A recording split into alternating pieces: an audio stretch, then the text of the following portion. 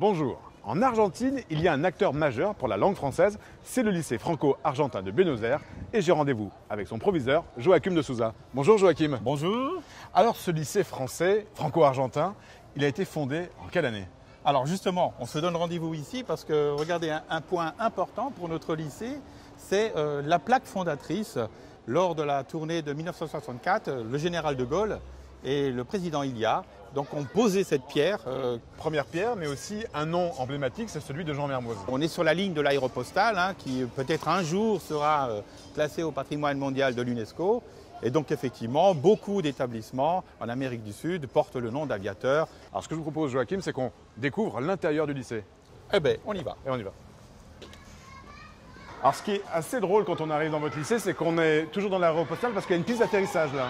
Absolument, donc effectivement ici les architectes ont voulu matérialiser un élément de notre lycée qui est une piste d'atterrissage. Actuellement il y a 1432 élèves qui atterrissent tous les matins, soit au niveau de l'école maternelle, soit au niveau de l'école élémentaire. Et sinon ici nous avons le lycée et le collège, où nous avons à peu près 800 élèves au primaire maternelle. Ces élèves viennent de quelle origine? Ici, nous avons actuellement 43 nationalités différentes. On a à peu près 38% de Français, on a 55% d'Argentins et un petit peu de ce qu'on appelle les tiers, c'est-à-dire d'autres pays comme le Maghreb où on a des Italiens, des Américains, des Canadiens, des Anglais néanmoins, même qui viennent chez nous. Alors pourquoi on dit que c'est un lycée franco-argentin et pas un lycée français? Effectivement, c'est un lycée qui est particulier. Nous sommes un lycée franco-argentin. C'est une richesse pour nous parce que nos élèves suivent à la fois un parcours des programmes officiels français et un parcours des programmes officiels argentins. Vous comprenez bien qu'un élève, il a quand même une certaine limite pour travailler dans la journée.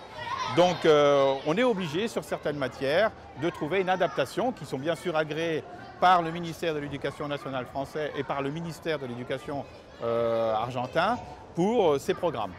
Mais on a effectivement cette particularité d'avoir un certain nombre de matières comme Historia, Geografia, Civica, Lingua et Literatura qui sont enseignées uniquement en espagnol. Nos élèves restent en moyenne, d'après les études qu'on a fait, entre 3 et 4 ans. Je parle pour ceux qui sont en mouvement dans le réseau AEFE.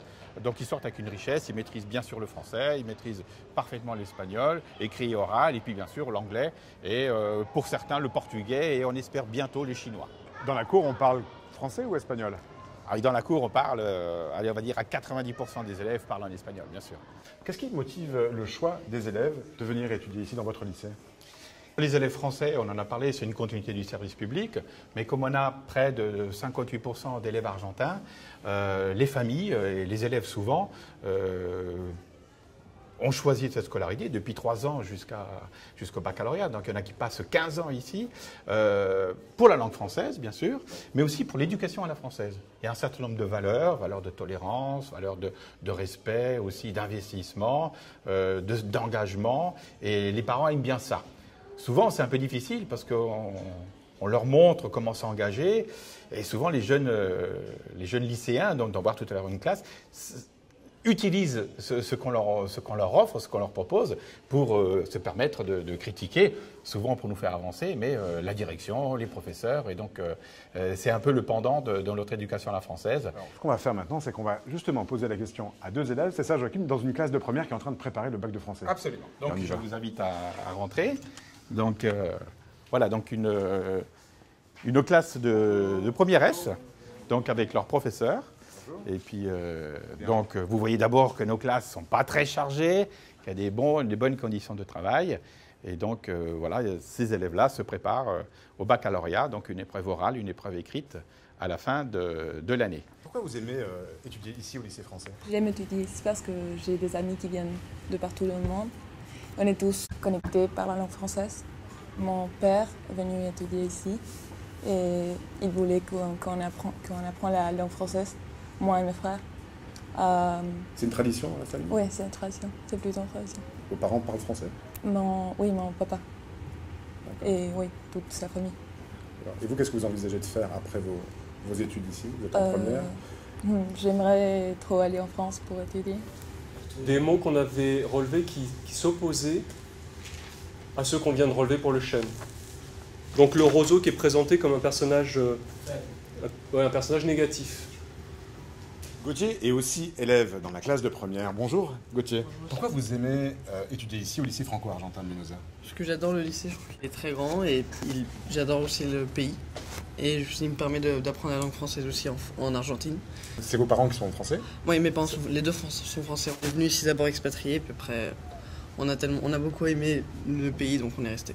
C'est quoi la chance d'étudier ici? C'est d'être bilingue aussi en espagnol? Ouais, d'avoir plusieurs cultures, l'Argentine, française, dans un autre pays. Et je trouve que c'est une très grande chance que j'ai. Dans la cour, vous parlez en quelle langue? Moi, majoritairement en espagnol. D'accord. Parce que c'est plus facile ou parce que tout le monde parle espagnol? Non, parce que mes amis sont argentins, donc je parle espagnol, mais j'ai aussi beaucoup d'amis français. Et après le lycée, qu'est-ce que vous avez envie de faire? Être ingénieur et étudier autre part.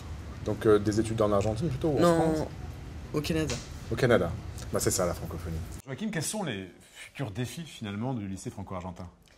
Le futur défi, puisque c'est quelque chose qui nous tient à cœur, c'est comment faire pour satisfaire un peu toute cette demande de la communauté, notamment la communauté argentine, et puis pour être capable de répondre aux demandes de nos compatriotes, c'est de construire un autre établissement, d'envisager notre établissement dans 15 ou dans 20 ans. Du coup, cette fameuse truelle portée par le général de Gaulle va resservir. On le souhaite.